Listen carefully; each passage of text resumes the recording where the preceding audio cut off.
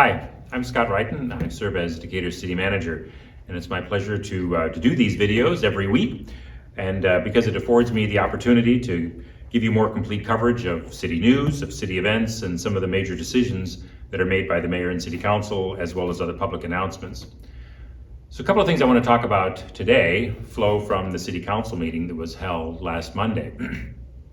The major topic of conversation at the city council meeting was what the best way to use what's called the American Relief Plan funds from the federal government that the city of Decatur received.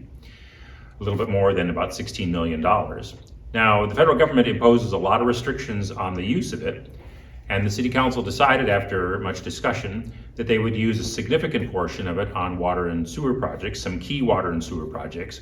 By doing that, not only are we helping the water and sewer infrastructure of our city, which is a major issue for us when we go to do economic development.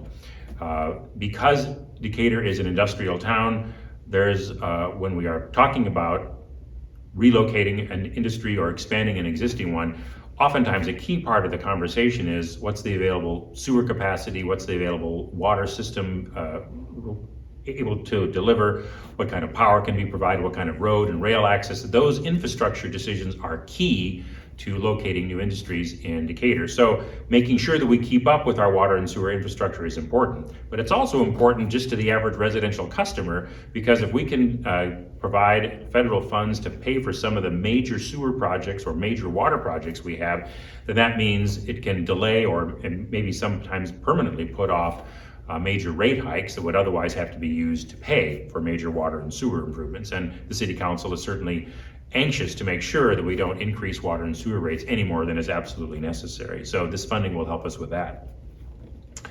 The city council also decided over a 2-year period of time to spend nearly $7 million of it for neighborhood revitalization. Now, neighborhood revitalization is the city council's #1 priority. And as I have perhaps mentioned in previous videos, they've been able to with previous relief monies as well as some other sources, increase significantly the amount of money set aside for demolition and clearing of old derelict buildings and the removal of other debris from some of the distressed neighborhoods, which has to happen before they can be redeveloped.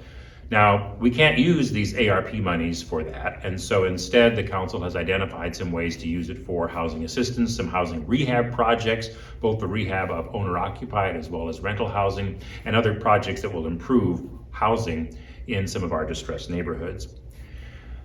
The ARP legislation also lets us use a fair amount of the money to replace some of the significant losses we had during 2020, especially because of the economic effects of COVID. For example, our general fund lost $3.3 million, and we lost over $500,000 in motor fuel taxes.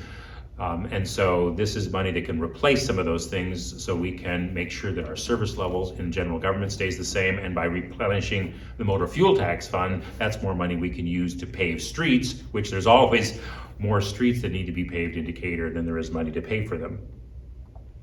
The city also decided that it was important to spend money on expanding our broadband and to do a few other projects that are related to COVID response. One of the other things that was talked about at the city council meeting was we had some citizens here who were concerned about how law enforcement are perceived. Now, this is a nationwide problem that respect for police officers has diminished.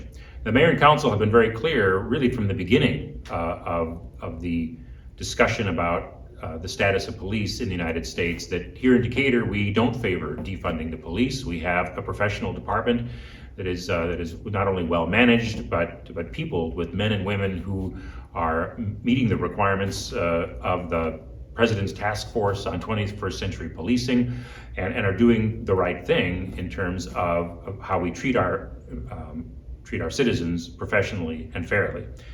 But that doesn't change the fact that the tsunami of discussion that is really nationwide, that has largely demonized police over the last year inappropriately, while rationalizing criminal behavior, has certainly had an effect about how people view police officers, and they have been less respected. And so they work in a more dangerous environment. And so the Mayor and Council wanted to point out that they have been supportive of the police department, usually at every turn. They've added additional equipment, additional vehicles, and other enhancements to the work of the police department, and stand ready to make sure that Decatur remains a safe place, and because providing public safety is one of the most important functions of government. I also want to talk a little bit about recycling, because that's been in the news lately. Midwest Fiber, as has been reported, has decided they will stop collecting recyclables from commercial and business locations. Now, I want to point out, because we've already received some calls at city offices, that this does not affect residential customers that are covered by our garbage and refuse ordinance. As it is now, residential customers have their recycling picked up by whoever their assigned garbage hauler is for their neighborhood. That will continue. Midwest Recycling will continue to process recyclables here in Decatur, and then they move them to a transfer facility in Bloomington. All of that's going to continue. All that they are ending is the collection of recyclable materials from business and commercial locations. So those business and commercial locations will have to make other arrangements, probably with whoever their haulers are.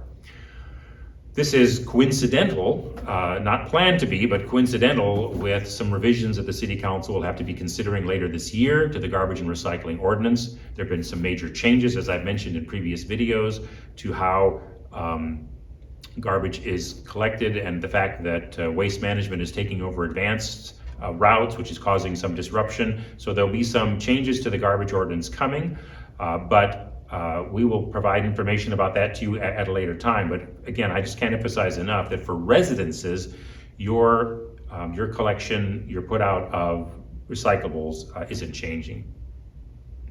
Finally, I want to mention that the local Convention and Visitors Bureau here in Decatur has taken responsibility for a major upgrade of the transfer house down in Central Park in downtown Decatur.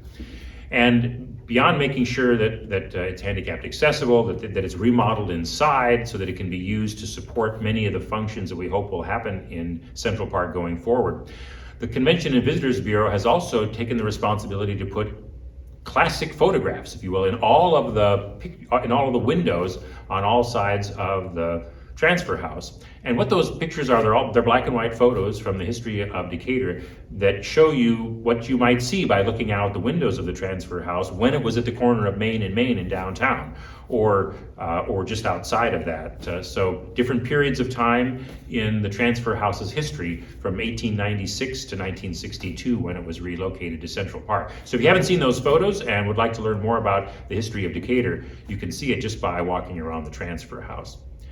I look forward to talking to you again next week when I give you more information about the city of Decatur, and thanks for looking at this video.